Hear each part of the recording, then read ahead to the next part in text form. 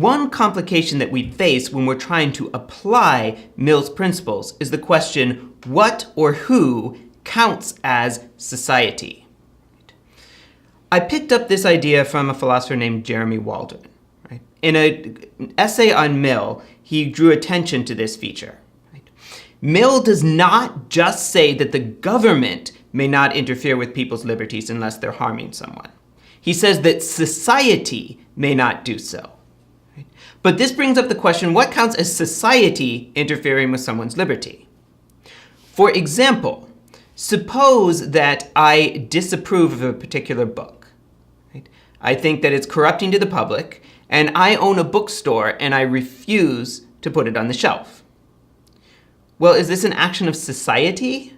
Well, at first glance, no, it's just me doing it. Right? But it does seem that sometimes, right, society can include the actions of individuals. But the question is when? Right? Now, if I organize a nationwide boycott of the book and its publishers, well, that's looking a whole lot more like society interfering. Okay?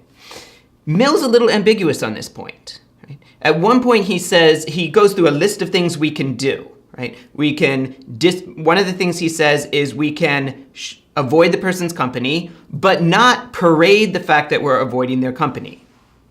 He also says that we can encourage other people to avoid the person's company if we think it will be harmful to them. Okay? So if we think it will have a corrupting effect on some of our friends, we can tell our friends that. Right?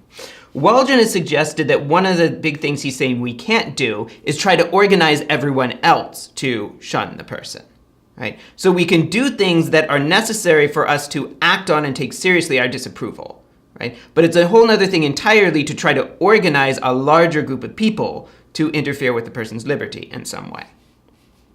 Right? So the complication we're dealing with is, in a sense, in what case does an individual taking action that affects another person count as society interfering? And when doesn't it count as society interfering?